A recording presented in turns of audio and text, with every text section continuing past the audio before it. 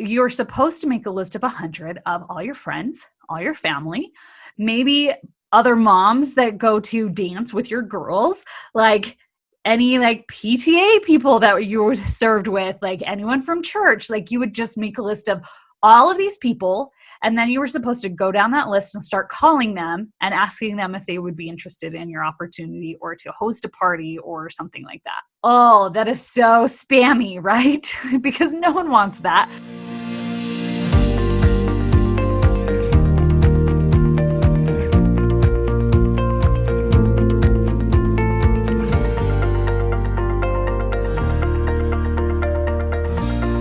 So let's dive into this topic of what it means to make a list of 100 and the mistakes that I see people make.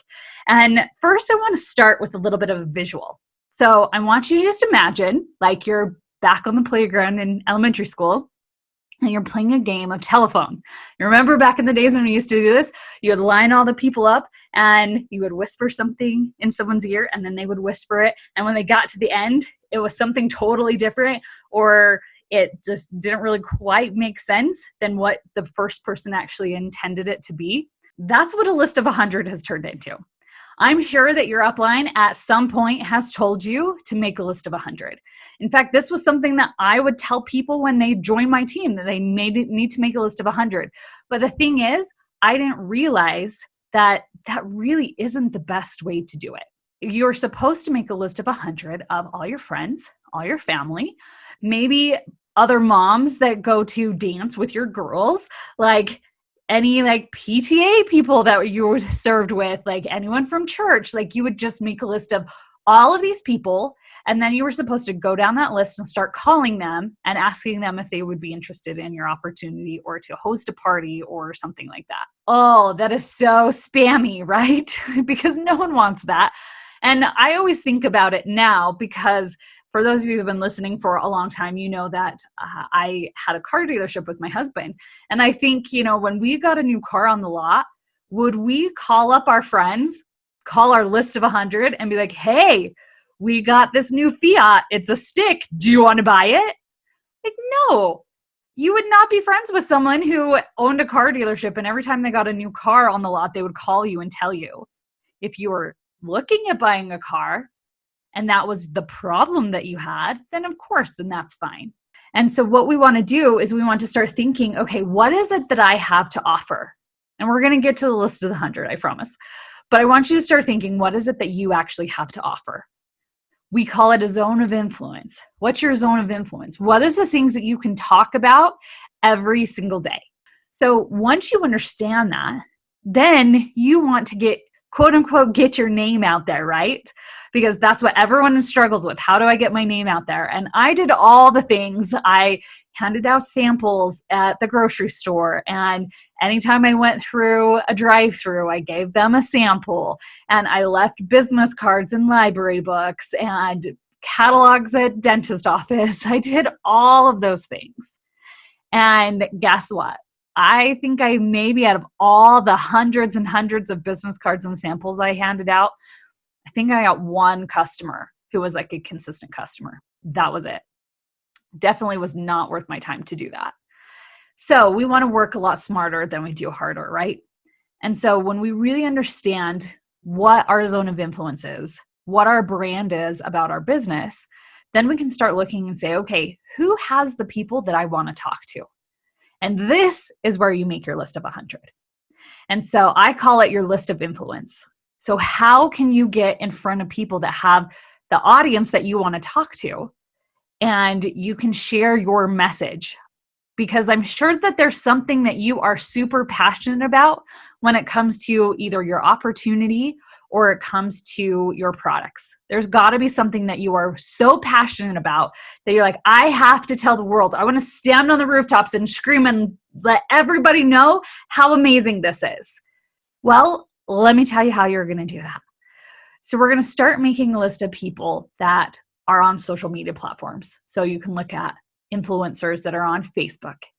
So look at people who have big Facebook groups that have your target audience. So let's say that you are targeting people that have autoimmune diseases and you have a message that they need to hear.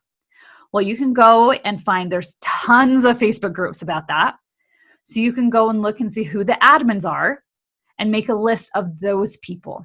And then you can reach out to them and you can say, hey, I am on a mission to be able to help women who have this autoimmune disease, show them that there is a better way and show them that they can take control over their health, and whatever your mission is.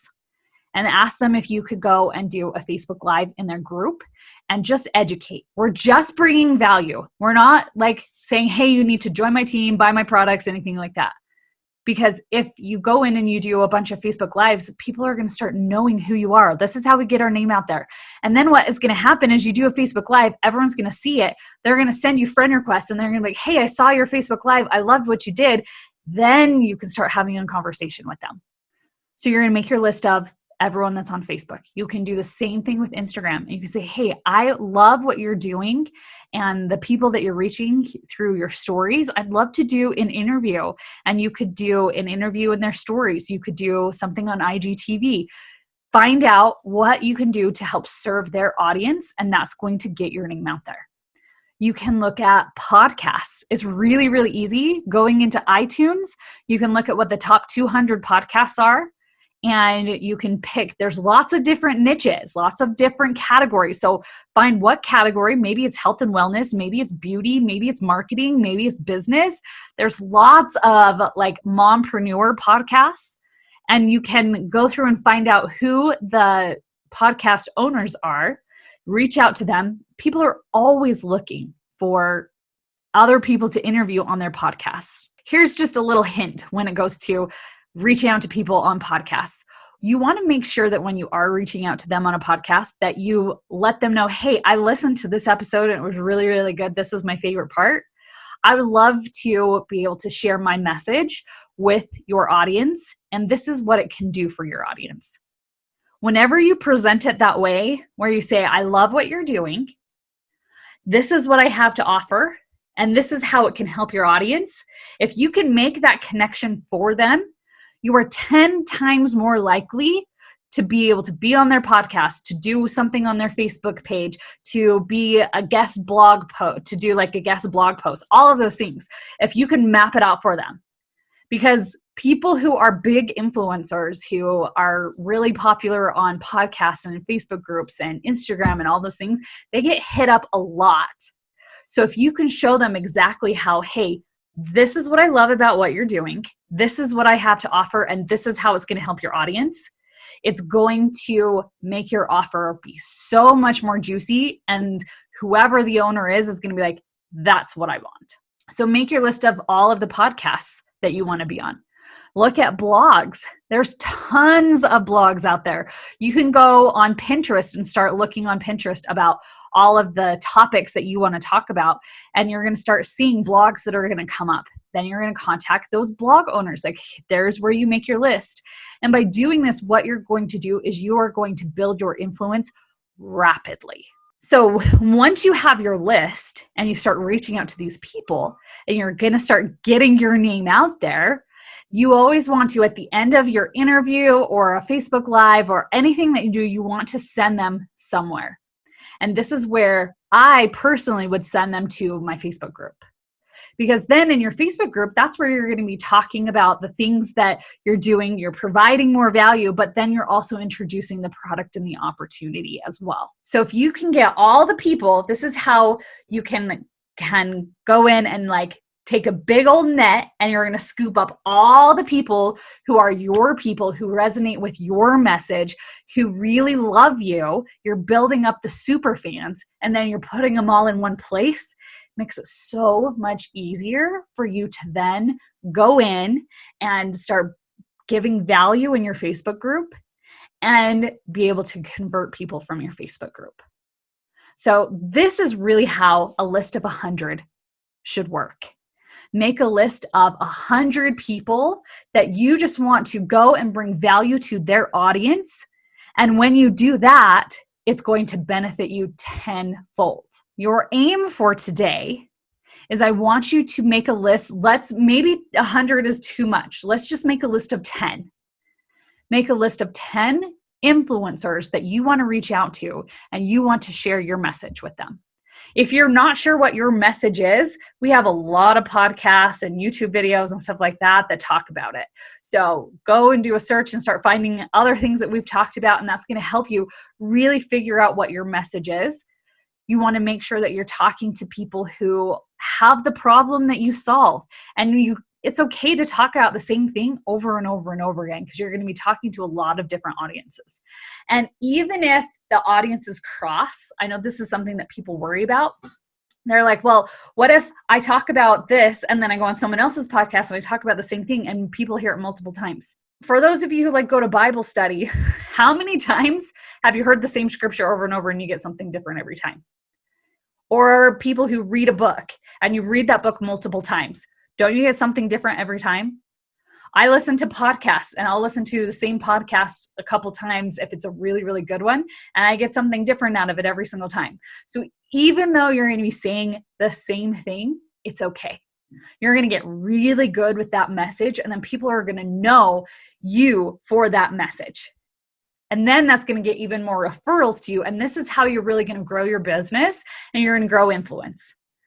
I'm so excited to see what you guys come up with. And if you are willing to share, go into the Authentic Influencer Marketing Facebook group and find, this is episode 87 of the podcast. Go into our Facebook group and let us know. You can comment on the post that we talk about the mistakes of making a list of 100. And let us know, what are some of the places that you're thinking of reaching out to?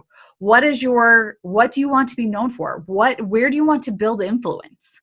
I can't wait to hear from you, and we will see you guys all on the next episode.